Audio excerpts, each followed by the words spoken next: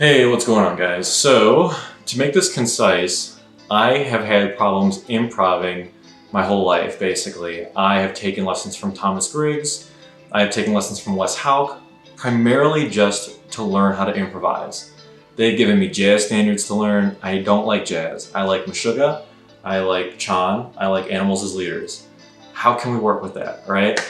I've learned so many Chan and Animals as Leaders songs, and I have found that a surprising amount of their solos are all minor pentatonics. So this got me thinking, how can I use what I already know about minor pentatonics and just use those to get the most out of the chords that are happening underneath? This is how I'm going to do it. You have, in the key of C, let's take C because it's easy to talk about. You can play D minor pentatonic, E minor pentatonic, and A minor pentatonic. And all of those minor pentatonic scales are diatonic to the key of C, meaning it's all the natural notes. You're not playing any accidentals in the key of C. Okay, so that's good. The next step, figure out what notes are being played in each minor pentatonic.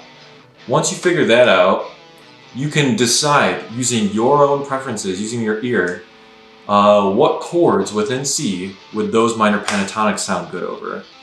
For me personally, A minor is the safest thing you can play in that key, but I will play the E minor pentatonic over the F major chord, for example, or the 2 minor, or the 7 half diminished, being the B half diminished.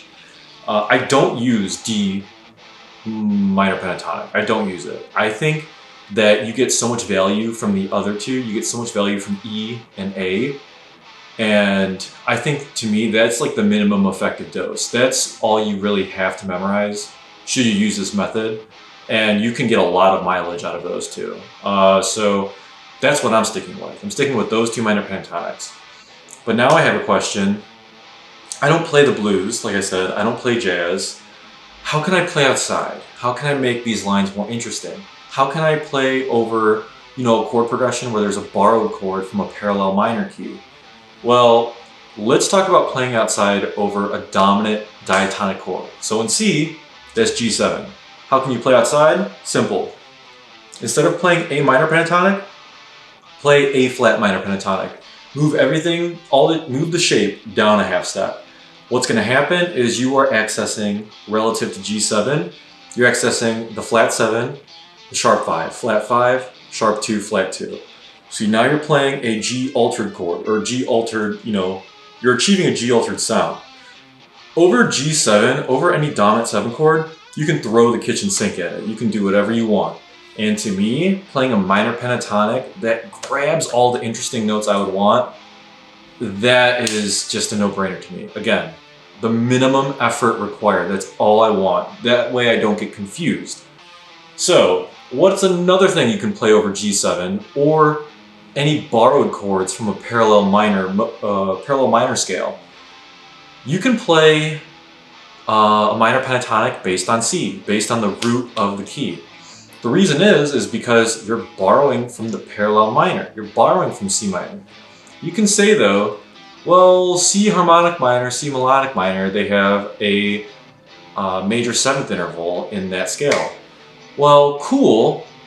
Try playing the minor pentatonic based on C, and you'll find that even though it contains a minor 7, it doesn't clash very harshly with any of the borrowed chords that you'll play.